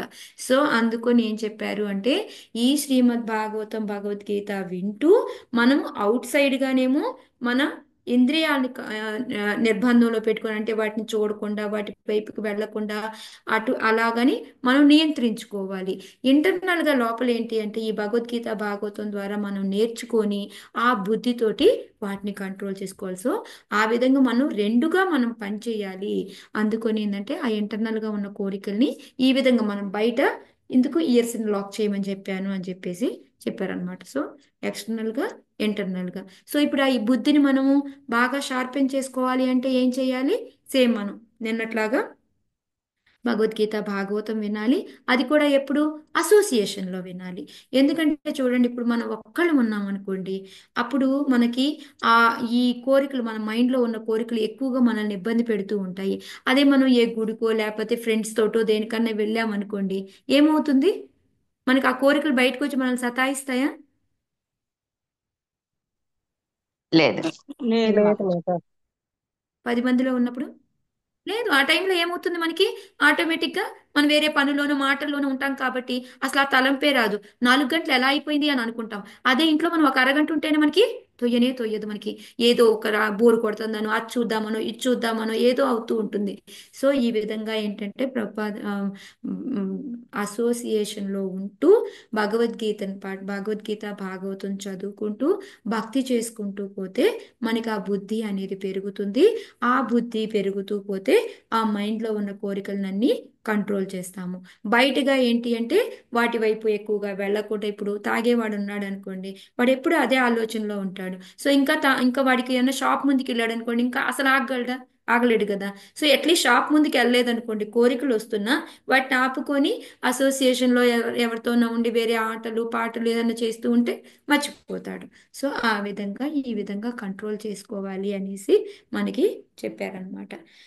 సో ఇంకొకళ్ళు ఎవరు అడిగారు ఏంటంటే పురుషార్థాసనాలు, ధర్మార్థ కామ మోక్ష. మనం చెప్పుకున్నాం ధర్మ అనేది అర్థ కోసం చేస్తామని, అర్థ వస్తే దాని కోరికలు తీర్చుకుంటామని, బోరు కొట్టినప్పుడు మనం మోక్షాకి వెళ్తామని, దాంట్లో వచ్చేసి బ్రహ్మజ్యోతులు ఇంపర్సనల్, అదే బ్రహ్మజ్యోతులు కలిసిపోవాలనుకుంటాం. అదేంటి అనేసి ఎవరు అడిగారు. కానీ మనకి అందరికీ మాక్సిమం తెలుసు, మన క్లాస్లో ఎక్కువ చెప్పుకున్నాము. సో దానికి ఏంటంటే ప్రభు సాలోక్య సాష్టి సామీప్య ఇవన్నీ చెప్పి ఒక్కొక్క దానికి ఒక్కోటి ఏంటి అని చెప్పిన తర్వాత దీన్ని సాయుజ్య అంటారని.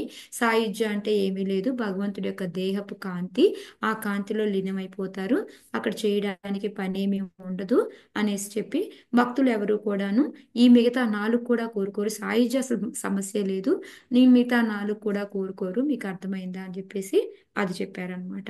నెక్స్ట్ వచ్చేసి యుధిష్ఠిర మహారాజ్ ఇంకా యుధిష్ఠిర మహారాజుని మిస్అండర్స్టాండ్ చేసుకున్నాం కదా, దాంట్లో వచ్చేసి ఒకళ్ళు అడిగారు అనమాట. ఈ హరే కృష్ణ మాతాజీ. చెప్పండి. ఇప్పుడు మనం గోలోకానికి వెళ్ళాలనుకున్నప్పుడు మనకంటే అక్కడ సేవ చేస్తాము అనుకుని వెళ్దాం అనుకున్నప్పుడు అది సాలోక సామీప్య దానిలోకి రాదా అవి? అంటే మాతాజీ మనం ఓన్లీ సేవ అడుగుతాము. మనం ఎక్కడ పెట్టినా ఎక్కువగా మనం ఏంటంటే గోలోకమే వెళ్ళి సేవ చేయాలి అని అడగం మాతాజీ. ఎక్కువగా మనం అడిగేది ఏంటి అంటే భగవంతుడికి ఎక్కడ ఉన్నా కూడా మాకు సేవ ఉండేలా చూడండి, ఇది ఎక్కువగా అడుగుతాం మనం. ఓకే, అంటే అక్కడికి వెళ్తే మళ్ళీ మనం తిరిగి రాము, ఆయన సన్నిధిలోనే ఉంటాము అనుకుని ఉంటాం మన మాతాజీ. అది అది అల్టిమేట్ కూడా అంతే. గోల్ ఇప్పుడు గోలోకం వెళ్ళడమే. దానికి మనం భక్తులుగా మనం ప్రయత్నించాలి. విశుద్ధ భక్తులైతే ఆయన దగ్గరికి వెళ్తారు అని కదా అనుకుంటున్నప్పుడు మరి అవును అది మాతాజీ. అంటే మనం కావాలి అని భగవంతుడిని అడగము, భగవంతుడు ఇస్తాడు. ఇప్పుడు మనల్ని గోలోకం తీసుకెళ్లి నా దగ్గర ఉండి సేవ చేసుకోండి, నా లోకంలో ఉండి సేవ చేసుకోండి అట్లా ఇస్తాడు. అది ఇచ్చింది వేరు. బట్ కావాలి అని మనకు కావాలి అది ఇవ్వు అది ఇవ్వు అని అడగం కదా, అది చెప్పేది ఇక్కడ. Okay Mataji, thank you. భగవంతుడే ఇస్తాడు మాతాజీ, ఇస్తాడు కానీ మనకు కావాలి అని అడగము. అది మనకి మనం ఎక్కడున్నా అక్కడికి సేవ అడుగుతాం మనం అంతే. మనం అక్కడికి వెళ్ళాలి అని మనంతట మనం కోరుకోవద్దు. వెళ్తూ మాతాజీ భగవంతుడి తీసుకెళ్తాడు. మనకు ఆ అర్హత వస్తే ఆయనే తీసుకెళ్ళిపోతాడు మాతాజీ, అడగాల్సింది. హరే కృష్ణ. హరే కృష్ణ మనం మాతాజీ. ఇక్కడ చేసే సేవ అర్హతను బట్టే కదా అక్కడ ఏది ఇవ్వాలో డిసైడ్ చేస్తాడు భగవంతుడు. అంతే అంతే కదా మాతాజీ, మాతాజీ? హరే అంతే కృష్ణ. మాతాజీ. హరే కృష్ణ మాతాజీ. మనం ఏది అడిగినా ఇయ్యడు, కానీ మనకి ఏది అవసరమో ఇస్తాడు మాతాజీ. మన తాతకి ఏది అవసరమో అవును, అదే ఇస్తాడు కదా మాతాజీ. మనం అడిగింది ఇవ్వడు. అవును మాతాజీ. నిజ జీవితంలో కూడా అనుకుంటాం మాతాజీ, నిజంగా ఇట్లా ఇది అయితలేదంటే అసలు అది మన ప్రాప్తంలో లేదేమో, భగవంతుని దయ ఉంటేనే అవుతుంది, ఆయన ఇచ్చేది ఇస్తాడు, మనం ఏం బాధపడద్దని పిల్లలకి నేను ఏదన్నా అంటే అదే చెప్తుంటాను మాతాజీ. అసలు మనం అడిగింది ఇయ్యడమ్మా, కోరికలు పెట్టుకోకండి, ఇది భగవంతునికి తెలుసు. పిల్లలు ఏదైనా అడిగితే మనం ఎట్లు ఇయ్యం, అదే దానికి ఉదాహరణ చెప్తారు కదా మాతాజీ. జలుబు చేస్తే అవును, దగ్గులేస్తే ఐస్ క్రీమ్ ఇయ్యద్దు, పిల్లలకు షాపు వాడిస్తాడు కానీ అమ్మ ఇవ్వదు అని చెప్తారు కదా, అవన్నీ చెప్తుంటాను అవును. మాతాజీ. హరే కృష్ణ. ఓకే మాతాజీ. సో ఇంకోటి ఏంటంటే ఇంకొకళ్ళు క్వశ్చన్ ఏం అడిగారు అంటే ఇప్పుడు భీష్ముడు ఈ ద్రౌపది వీళ్ళందరికీ వస్త్రాపహరణం అయ్యేటప్పుడు ఎందుకు ఆయన మాట్లాడకుండా ఉన్నాడు అనేసి అడిగారనమాట వేరే వాళ్ళు. అప్పుడు ఆ యుధిష్ఠిర యుధిష్ఠిర మహారాజ్ లాగా భీష్ముని కూడా మిస్అండర్స్టాండ్ చేసుకుంటారు. యాక్చువల్గా ఏంటి శకుని, దుర్యోధన, దుశ్శాసన వీళ్ళందరూ కూడా ఎంతో ప్రొవోక్ చేస్తూ ఉంటారు.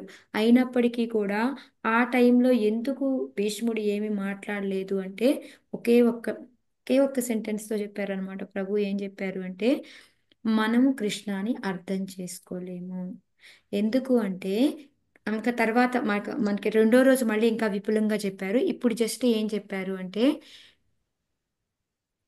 అక్కడ ఆ సీన్కి మనకి తెలిసింది ఏంటి, ఎవరు ఎంతటి శక్తిమంతుడైనా ఎలాంటి వాళ్ళైనా రక్షించలేని టైంలో భగవంతుడు వచ్చి రక్షిస్తాడు అనేది మనకు అర్థమవుతుంది. దానికోసం ఇదంతా జరిగింది అంతే అని చెప్పేసి ఒకే ఒక్క దాంట్లో చెప్పేశారనమాట.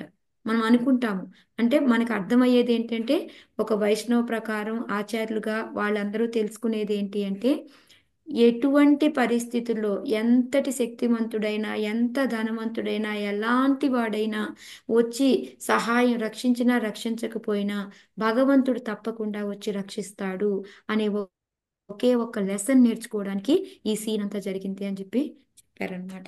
ఓకే,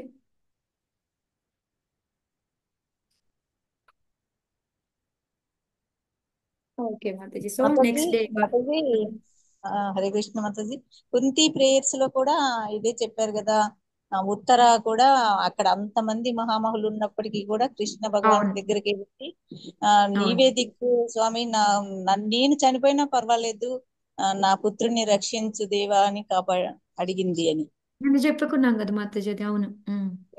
నిన్నటి పాయింట్ లో అది కూడా వచ్చినట్టు. అవునవును మాతాజీ. సో అది మెయిన్గా ఏంటంటే అది మనం ఎప్పుడూ తప్పుగా అర్థం చేసుకోకూడదు.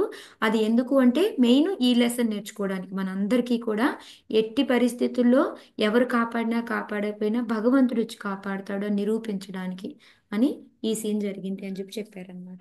సో నెక్స్ట్ వచ్చేసి సెకండ్ డేలో వచ్చేసి ఆయన అందరికీ నమస్కారం చేశారు. తర్వాత చెప్పుకొచ్చారనమాట 5,000 సంవత్సరాల క్రితం మనకి ఆ శ్రీమద్ భాగవతం అనేది అంటే భగవంతుడే ఆయన అవతారం తీసుకొని వచ్చాడు. వచ్చి మళ్ళీ ఆయన వెళ్ళిన తర్వాత వ్యాసదేవ రూపంలో వచ్చి శ్రీమద్ భాగవతాన్ని ఇచ్చారు. ఆయన వ్యాసదేవ్ అంటే కూడా శక్తావేశ అవతారం మనకు తెలుసు. సో అలా వచ్చినప్పటికీ కూడా తర్వాత 4500 సంవత్సరాల అయిన తర్వాత ఆయనకి మళ్ళీ అనిపించిందంట, నేను వచ్చాను, బోల్డని లీలలు చేశాను, తర్వాత వ్యాసదేవ రూపంలో వచ్చి శ్రీమద్ భాగవతాన్ని అందించాను వీళ్ళకి. అయినప్పటికీ ఏంటి, ఎవరు కూడా భక్తిని తీసుకోవట్లేదు, ఏమీ చెయ్యట్లేదు అని మన మీద దయతోటి భగవంతుడు మళ్ళీ ఆ, ఓ, ఆయన ఏంటంటే భగవంతుడు మళ్ళీ వచ్చాడనమాట. వచ్చి ఏ విధంగా చైతన్య మహాప్రభు రూపంలో ఒక భక్తుడి రూపంలో వచ్చి ఆయన మళ్ళీ భక్తిని చేసి మనకి నామము అన్ని చదివి చూపించి అన్ని చేసి చెప్పి ఆయన మన కోసం ఈ విధంగా శ్రీకృష్ణ చైతన్య మహాప్రభు రూపంలో వచ్చి మనకి నేర్పి వెళ్ళారు అని చెప్పేసి మనకి చెప్పారనమాట. సో అంటే భగవంతుడు చూడండి మన కోసం ఎన్ని రకాలుగా ఏ విధంగా ఆయన వస్తూ ఉన్నారు అనేది మన భక్తుల కోసం ఏం చేయడానికి. అక్కడ కూడా చూడండి, చైతన్య మహాప్రభు వచ్చిన ఏ రోజైనా ఆయన నేను దేవుణ్ణి అని చెప్పారా ఎక్కడైనా? చెప్పలేదు మాతాజీ. ఆయన ఎప్పుడు ఏంటి ఒక భక్తుడి మూడ్లోనే ఉండేవారు. ఎప్పుడు కూడా ఆయన ఒక భక్తి, ఆయన ఎప్పుడు చాంటింగ్ చేయడము, అలా అని ఆయనంతటా ఆయన భక్తి చేసి చాంటింగ్ చేస్తూ ఆయన భక్తిని మనకి నేర్పి వెళ్ళారనమాట. సో అది ఇక్కడ మనకి జస్ట్ గౌరాంగ్ దర్శన్ ప్రభు అది చెప్పారనమాట. సో అది చెప్పి ఏమన్నారు అంటే, ఇదంతా కూడాను ఇంకా చైతన్య మహాప్రభు ఏంటి ఎంతో ఆయన వచ్చినప్పుడు చెప్పారంట, ప్రతి ప్రపంచంలో కూడా పల్లెటూరులో కూడా ప్రతి మూల మూల కూడాను ఈ భగవంతుడి యొక్క నామం అనేది ప్రచారం జరుగుతూ ఉంది, దాన్ని చెప్తూ అందరూ పాడుతూ ఉంటారు అనేసి చెప్పారంట. దానికోసం ఈ ఆచార్యులందరూ కూడాను ఈ గౌడీ సాంప్రదాయంలో ఉండే ఈ ఆచార్యులందరూ కూడాను ఎంతో కష్టపడ్డారంట అందరూ కూడాను. సో వాళ్ళందరిలో కూడా మనకి తెలుసు భక్తి వినోద్ ఠాకూర్, భక్తిదాన్ సరస్వతి మహారాజు, వీళ్ళందరూ ఎంత కష్టపడ్డారు, ఏ విధంగా వాళ్ళందరూ కూడాను గౌడీ సాంప్రదాయం నుంచి వచ్చి వాళ్ళు చేస్తారు. సో వాళ్ళ దాంట్లోనే మనకి మళ్ళీ మనం శ్రీల ప్రభుపాదుల వారిని కూడా చూసాము. ఆయన కూడా ఏ విధంగా ఈ ఇస్కాన్ కృష్ణ కాన్షియస్నెస్ అని ఈ కృష్ణ చైతన్యాన్ని మొత్తం అంతా కూడా పాశ్చాత్య దేశం అంతా కూడా స్ప్రెడ్ చేయాలి అని ఆ వయసులో వెళ్ళి ఎంతో కష్టపడ్డారు అని చెప్పేసి. సో ఈ విధంగా ఏంటంటే వీళ్ళందరూ కూడాను ఈ భాగవతాన్ని స్ప్రెడ్ చేయడం కోసం, ఈ భగవంతుడి యొక్క నామాన్ని అన్ని చోట్ల అందించడం కోసం ఈ విధంగా ఎంతో కష్టపడ్డారు. సో అలా కష్టపడినప్పుడే ప్రభుపాదుల వారి వలన ఇప్పుడు ఇక్కడ నేను కూర్చొని దామోదర్ దేశ్కి వచ్చాను. ఈ దామోదర్ దేశ్లో భక్తులందరూ కూర్చొని భీష్మస్తుతి వినడానికి, అంటే శ్రీమద్ భాగవతాన్ని వినడానికి, భగవంతుడి యొక్క నామం వినడానికి వచ్చి కూర్చున్నారు అనేసి చెప్పుకొచ్చారు. అంటే ఈ చిన్నదానికి ఉపోద్ఘాతం మొత్తం అంతా తీసుకొచ్చారు. భగవంతుడు ఎంత కరుణామయుడు, ఆయన పక్క భక్తులంతా ఏ విధంగా చేసుకుంటూ వచ్చారు. సో శ్రీల ప్రభుపాదుల వారి దయ వలన మనం అందరం ఇక్కడ ఇలా కలుసుకున్నాము అని చెప్పేసి అప్పుడు ఆయన అన్నారు, ఎప్పుడైతే ఈ దామోదర దామోదర్ దేశ్ అనే పేరు వచ్చిందో మీకు చాలా నాకు యాక్చువల్గా నేను వల్ల ప్రభు చెప్పారు కదా మీకు, నేను ఫస్ట్ అలా వచ్చాను, మురళీకృష్ణ ఫోటో ద్వారా నేను వచ్చాను. సేమ్ అదే విధంగా నాకు నచ్చిన లీల ఏది అంటే, ఫస్ట్ నేను బాగా అట్రాక్ట్ అయ్యింది కానీ ఏది అంటే దామోదర్ లీల అని చెప్పేసి చెప్పుకొచ్చారనమాట. సో ఈ దామోదర్ లీలలో 10th క్యాంటోలో వస్తుంది మనకి. దాంట్లో 9th చాప్టర్లో దామోదర్ లీలా వస్తుంది. కానీ మనం 8th క్యాంటో చూసాము అంటే 8th క్యాంటోలో యశోదమయ్యకి ఆయన మొత్తం కూడా ఏమంటారు మొత్తం ప్రపంచాన్ని అంతా కూడా ఆయన బెల్లీలో చూపిస్తాడు యశోదమయ్యకి. కానీ నెక్స్ట్ వెంటనే 9th చాప్టర్లో ఏమవుతుంది, 9th చాప్టర్లో ఆమె ఆ బెల్లీని కట్టేస్తుంది. ఏ విధంగా కట్టేస్తుంది, దేంతో కడుతుంది? ప్రేమ అనే తాడుతోటి. ప్రేమ అనే తాడుతోటి, భక్తిబద్ధం. ఆమె ఆ భక్తితోటి వాళ్ళందరినీ కట్టేసింది అనమాట. ఆ భగవంతుని కట్టేసింది. కానీ ఆమె కట్టేసి నేను మొత్తం కూడా ప్రపంచం అంతా కూడా నా కంట్రోల్లో వచ్చింది. అంటే ఇప్పుడు భగవంతుని కట్టేసింది అంటే పొట్టని కట్టేసింది అంటే ఆయన లోపల ప్రపంచం అంతా ఉంది. మన విశ్వాలన్నీ ఉన్నాయి కదా. సో అన్నిటికీ కూడా ఆమె కంట్రోల్లోకి వచ్చినట్టే కదా.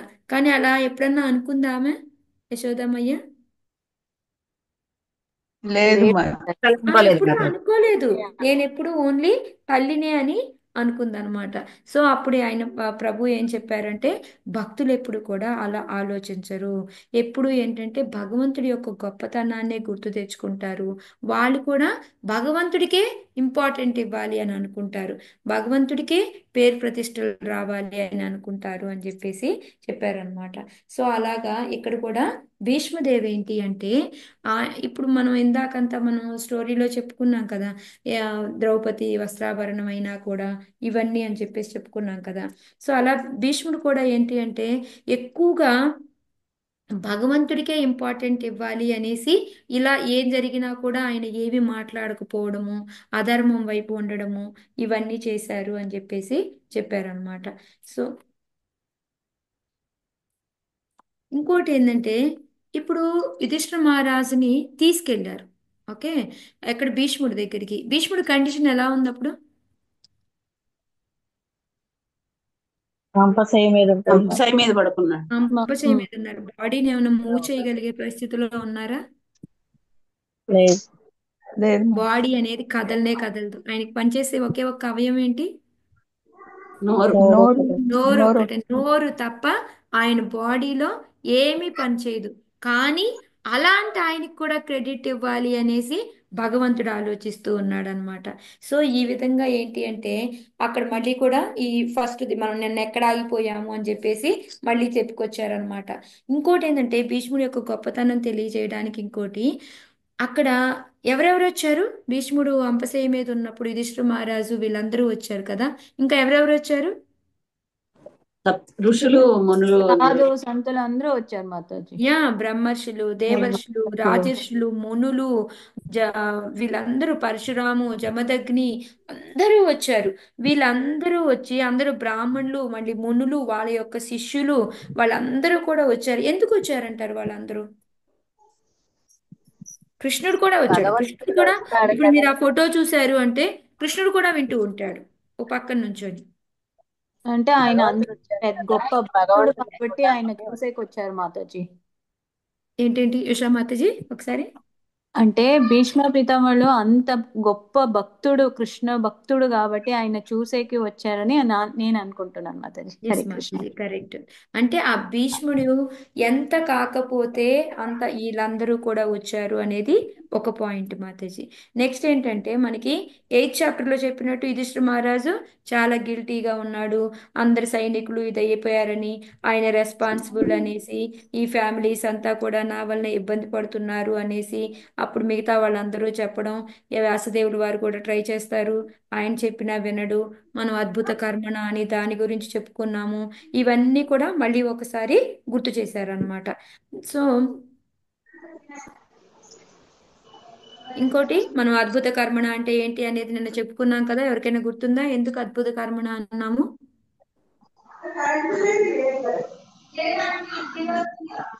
కృష్ణవేణి మాతాజీ ప్లీజ్ మ్యూట్లోకి వెళ్ళరా.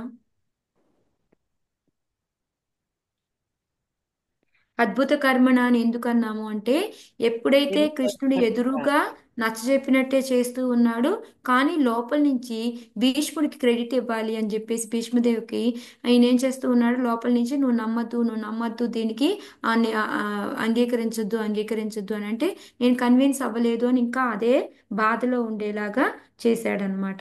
సేమ్ అదే విధంగా ఏంటంటే మనకి ఈ ఆ భగవంతుడు ఏ విధంగా ఈ క్రెడిట్ ఇస్తూ ఉంటాడు అని చెప్పడానికి 4th క్యాంటోలో కూడా శివుడు బాగా భగవంతుడిని పొగుడతాడు అనమాట. స్నిగ్ధ ప్రావ ఘనశ్యామం సర్వ సౌందర్య సంగ్రహం అంటే భగవంతుడు ఎంత అందంగా ఉన్నాడు అంటే ఆయన శరీరం అంతా కూడా స్నిగ్ధ అంటే ఒక గ్లాస్ ఫినిషింగ్ అనమాట. ఇప్పుడు చూడండి చాలా మంది మేకప్ వేసుకుంటూ ఉంటారు, ఒక గ్లాస్ టచ్ వచ్చేలాగా, ఒక షైనింగ్ వచ్చేలాగా మేకప్ వేసుకుంటూ ఉంటారు. అది నెక్స్ట్ ఏంటంటే సాఫ్ట్ బాడీ, ఆయన ఎంత మెత్తగా ఉంటుందంటే అంత ఇదిగా ఉంటుంది, షైనింగ్గా సాఫ్ట్గా బాడీ ఉంటుంది. మళ్ళీ కలర్ వచ్చేసి డార్క్ ఘనశ్యామం అన్నమాట. ఆయన మేఘం లాగా నల్లటి మేఘం రంగులో ఆయన ఉంటాడు అనేసి. ఆయన సౌందర్యం అంత ఇదిగా ఉంటుంది. అంటే ఆ సర్వ సౌందర్యం అన్నమాట. అన్ని అందాలని కలిపితే ఆయన ఎంత అందంగా ఉంటాడు అనేది, అంటే అన్ని రకాల అందాలు మనం కలపాలన్నమాట. ఇప్పుడు మన దగ్గర మన మెటీరియల్ వరల్డ్ లో ఉన్నాయి అనుకోండి. అందాలు అంటే ఏంటి? నదులు, కొండలు, ఈ వాటర్ ఫాల్స్, ఇవన్నీ కూడా మనకి అందాలన్నమాట. స్పిరిచువల్ మాతాజీ అదే అమ్మ. నీలి మేఘ శ్యాముడు. అవును మాతాజీ. ఇక్కడ మనకి ఘనశ్యామం అన్నా కూడా అదే మాతాజీ. ఈ శ్లోకాలో శివుడు చెప్తాడు అనమాట. సిగ్నప్రావ ఘనశ్యామం అంటే ఏంటి అనేది అర్థం చెప్పాను నేను ఇప్పుడు. సర్వ సౌందర్య సంగ్రహం అంటే అన్ని అందాలలోని మొత్తాన్ని వడపోసి కాస్తే అందం అనేది భగవంతుడిది అని చెప్పేసి శివుడు చెప్తూ ఉంటాడు అనమాట. సో దానికి ఏంటంటే మళ్ళీ గౌరాంగ దర్శన్ ప్రభు ఎక్స్ప్లెనేషన్ ఇస్తూ మనకి ఈ భౌతికాలయంలో అందాలు అంటే ఒక వాటర్ ఫాల్ను, ఒక కొండలను, మనం నదులను చూసి అప్ప ఎంత అందంగా ఉన్నాయని మురిసిపోతూ ఉంటాము. అదే ఆధ్యాత్మిక ప్రపంచంలో ఉన్నాం అనుకోండి, ఇంకా అలాంటి అందాలు ఎన్నో అన్నమాట. ఇలాంటి ఇక్కడ భౌతిక ప్రపంచంలోని ఆధ్యాత్మిక ప్రపంచంలో ఉన్న అందాలన్నిటినీ కలిపి సంగ్రహిస్తే ఉండే అందము భగవంతుడిది అన్నమాట. సో దానికి ఏంటి అంటే మనం ఇంకా దానికి ఇంకా డీపర్గా మనం ఇంకా లోపలగా వెళ్ళాము అంటే మనకి ఇది ఫిజికల్ గా కాదు ఈ అందం అనేది. లోపల హృదయం అనే మాట అందం అన్నమాట. సో అందుకని ఆ హృదయం ఇంకా అందంగా ఎందుకుంది భగవంతుడిది అంటే ఆయన ఎప్పుడు చూసినా కూడా ఆ క్రెడిట్ అంతా కూడా ఆయన భక్తులకి ఇవ్వాలి అని అనుకుంటూ ఉంటారు. సో అందుకని ఆయన ఎప్పుడు కూడా వెనకాల ఒక బ్యాక్ సీట్ లో కూర్చుంటాడు. బ్యాక్ ప్రొఫైల్ అంటే ఇంకా నాకేం పెద్ద పేరు ప్రతిష్టలు అక్కర్లేదు, నా వాళ్ళకు వస్తే చాలు అని చెప్పేసి ఆయన ఎప్పుడు కూడా వెనకాలే ఉంటాడు అని చెప్పేసి.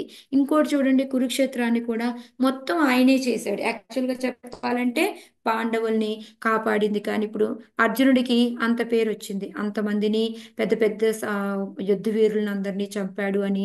భీముడు వచ్చేసి ధృతరాష్ట్రుడి యొక్క 100 మంది కొడుకుల్ని చంపాడు అని చెప్పేసి ఆయనకి ఎంతో పేరు వచ్చింది.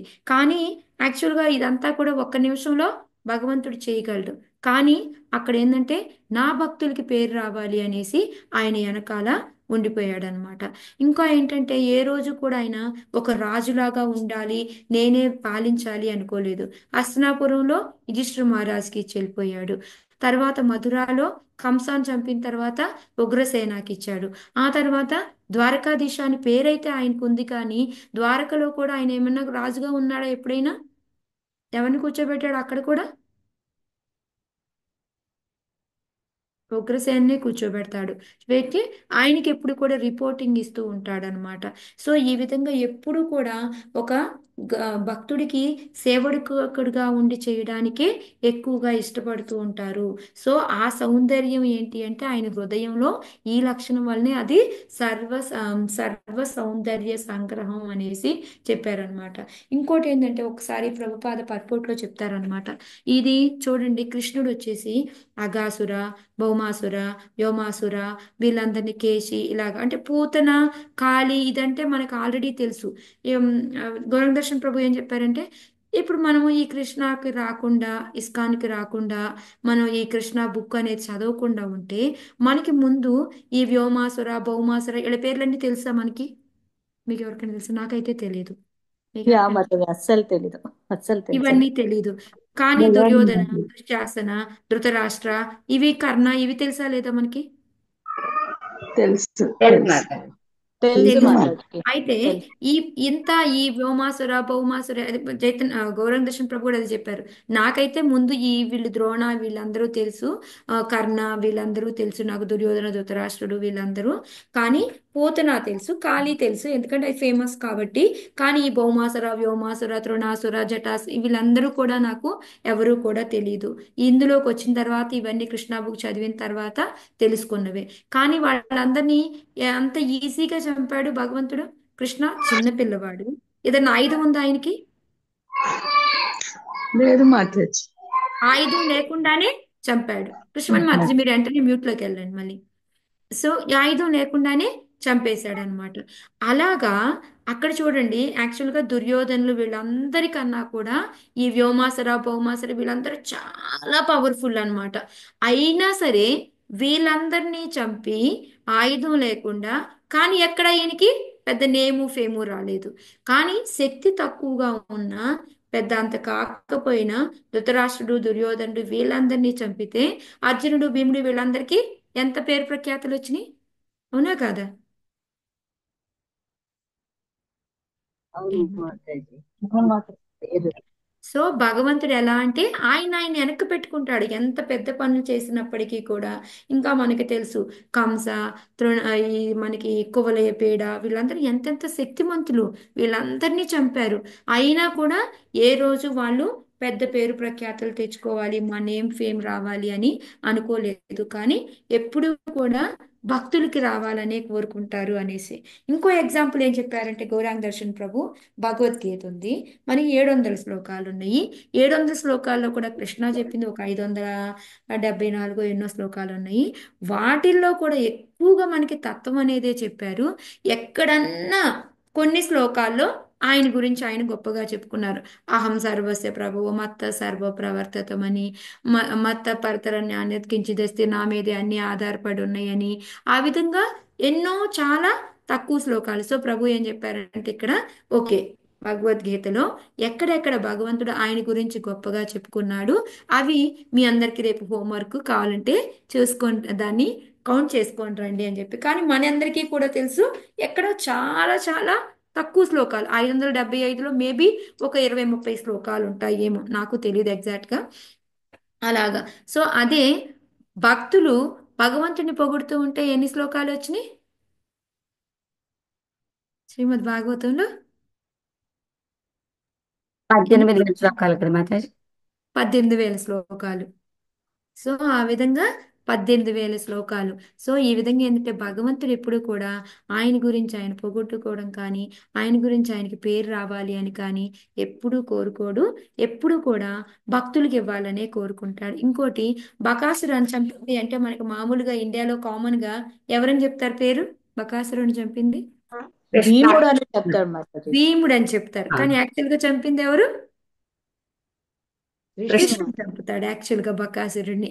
సో ఈ విధంగా ఏంటంటే మనకి తెలియకుండా ఎన్నో ఉన్నాయి, అవన్నీ కూడా భగవంతుడు ఎప్పుడు కూడా క్రెడిట్ తీసుకోకుండా వాళ్ళకి అర్జున భీమాల భక్తులకి ఇవ్వాలి అని చెప్పేసి చూసుకుంటూ ఉంటాడు అనమాట.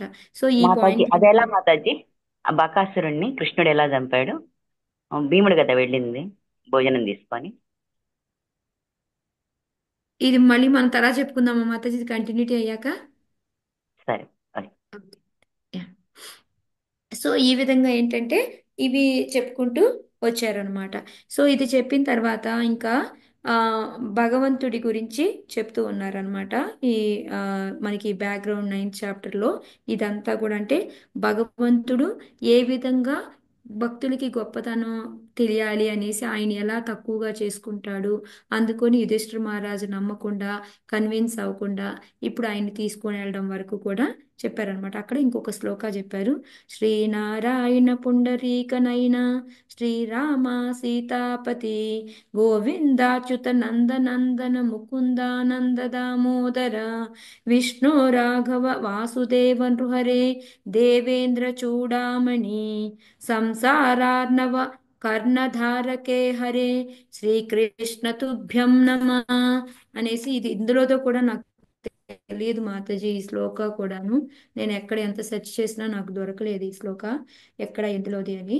మనకి శ్రీనారాయణ అంటే మనకి తెలుసు, పుండరీ నయన అంటే కలురేకులు లాంటి కళ్ళు ఉన్నవాడు అని, రామ సీతాపతి అంటే రాముడి గురించి అని తెలుసు, ఆనంద దామోదర అంటే ఆయన ఎంతో ఆనందంగా ఉన్న దామోదర. కానీ ఆనందంగా ఉన్న దామోదర యాక్చువల్గా మనకి దామోదరుడు అంటే ఫోటో ఎలా కనిపిస్తుంది మనకి? వాడితో కట్టేసిన వాడు చిన్న ఏడుస్తూ క్వశ్చన్. ఆనందంగా కనిపిస్తుందా దామోదరుడు ఫోటో? అని ఏడుస్తూ ఉంటుందన్నమాట. సో అప్పుడు మళ్ళీ ప్రభు మళ్ళీ శ్లోక చెప్పారు. మనం దామోదరులే అష్టకంలో పాడతాం కదా, రుదంతం ముహుర్నేత్రయుగ్మం రుజంతం కరాంబోజయుగ్మేన సాతంకనే, ఆ శ్లోక ఉంది కదా, దాన్ని చెప్పారు. మరి ఎందుకు భగవంతుడు ఏడుస్తాడు అంటే, భగవంతుడు కావాలని ఇలా ఇలా ఎందుకు నడుపుకున్నాడు అంటే ఇంకా కన్నీళ్ళు ఎక్కువ రావడానికంట. ఎందుకు ఏడుస్తున్నాడు అంటే, ఎప్పుడు ఏడ్చినా ఏం చేస్తుంది యశోదమ్మయ్య వచ్చి చీరతోటి చక్కగా ఇట్లా తుడుస్తుంది అనమాట.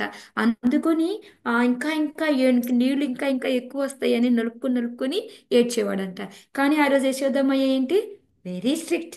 నో నో నో, నేను అసలు తొడవను, నేను నీ దగ్గరికి రానే రాను అని చెప్పేసి ఆమె దగ్గరికి కూడా రాలేదు. కానీ మనకి అదే శ్లోకాల్లో భక్తి బద్ధం, అలాంటి కృష్ణుని ఆమె ఎలా కట్టేసింది, భక్తితోటి. ఆ ఆ విధంగా ఆయన అహం భక్త పరాధీన. ఎప్పుడూ కూడా భగవంతుడు ఏంటి అంటే ఆయన స్వతంత్రంగా ఉండడు. ఆయన భక్తుల యొక్క చేతుల్లో ఒక కీలుబొమ్మలాగా ఉండడానికి ఆయన ఇష్టపడతాడు అని చెప్పేసి అక్కడ చెప్పారనమాట. ఇంకోటి ఏంటంటే రూపగోస్వామి మనకి భగవంతుడి యొక్క గుణగణాలు ఎన్నో ఉన్నాయి, అనేకం ఉన్నాయి. దాంట్లో మనకి రూపగోస్వామి ఒక 64 గుణాల గురించి చెప్పారనమాట. సో దాంట్లో బెస్ట్ది ఏంటిది అంటే, అన్నిటికన్నా బెస్ట్ అంటే హయ్యెస్ట్ది ఏంటి అంటే, ఆయన భక్తుల మీద చూపించే మెర్సీ, దయ అనేది ఎక్కువ అన్నమాట. మెర్సీ దయ అనం కదా మాతాజీ, ఏమంటాం తెలుగు వాడు మెర్సీ? ఆశీర్వాదం మాతాజీ. మెర్సీ కృప కృప, కరెక్ట్. ఎస్ మాతాజీ, భక్తుల మీద చూపించే కృప అన్నమాట. అది దేనితో అయినా కొలుద్దాము అంటే దాన్ని కొలవలేనిది అని చెప్పేసి చెప్పారనమాట. అది రూపగోస్వామి చెప్పిన ఆ లీలల్లో ఈ విధంగా ఉంటుంది. అయితే మెయిన్గా ఏంటంటే భగవంతుడు అనంతమైన కృపని మన మీద చూపిస్తాడు. మనం భక్తులుగా మనం ఏంటి అంటే ఆ కృపని రిసీవ్ చేసుకోవాలన్నమాట. కానీ మనకి ఆ కృప ఇస్తూ ఉన్నా కూడా మనం ఏం చేస్తాము చూడండి, మనకి ఎవరో ఒకరు మన ముందుకు వస్తారు, మనకి ఏదో ఒకటి ప్రసాదం ఇవ్వాలను లేకపోతే ఒక రకంగా హెల్ప్ చేయాలను వస్తారు, దాన్ని మనం రిసీవ్ చేసుకోము మనం. కాకపోతే ఇక్కడ ప్రభు ఏం చెప్తున్నారంటే మన డ్యూటీ ఏంటి అంటే మనం దానికి ఆ భగవంతుడితో పాటు రెసిప్రొకేట్ అన్నమాట, మనం ఆయనతో ఇచ్చిపుచ్చుకోవడం అనేది చెయ్యాలి, దాన్ని రిసీవ్ చేసుకోవాలి. దాని ఏ విధంగా జరుగుతుంది, అది జరగాలి అంటే మనం ఎఫెక్టివ్గా శ్రీమద్ భాగవతం అనేది వినాలి, భగవంతుడి యొక్క నామం అనేది పలుకుతూ ఉండాలి. అప్పుడు మాత్రమే మనం ఈ భగవంతుడు చూపించే అపారమైన కృపని మనం తీసుకోగలుగుతాము మనం అని చెప్పేసి చెప్పారనమాట. సో ఇక్కడ దాన్ని చెప్పి వెంటనే యుధిష్ఠిర మహారాజు దగ్గరికి వెళ్ళారనమాట. ఎలా అయితే యుధిష్ఠిర మహారాజు కన్విన్స్ అవ్వలేదో ఎంతసేపు కూడా, అప్పుడు భీష్ముడి దగ్గరికి ఇక్కడి నుంచి ఇప్పుడు దాకా ఉపోద్ఘాతమే అనమాట. ఇప్పుడు అంటే కృష్ణుడి యొక్క గొప్పతనాన్ని గురించే ఎంతసేపు ఎక్స్ప్లెనేషన్ చేసిన తర్వాత ఇప్పుడు చెప్తున్నారనమాట. అసలు క్లాస్ అనేది స్టార్ట్ ఇప్పుడు అవుతుంది. యుధిష్ఠిర మహారాజు ఒప్పుకోలేదు, సరే అని చెప్పేసి భీష్ముడి దగ్గరికి వెళ్దాం పదా అని చెప్పేసి అందరూ వెళ్తారు. సో మనం ఇందాకే చెప్పుకున్నాము, అందరూ ఎంత మంది వెళ్ళారు భగవంతుడి దగ్గరికి.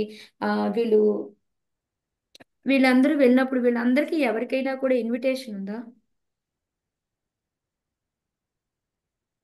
లేదు మాతాజీ, ఇన్విటేషన్ లేదు.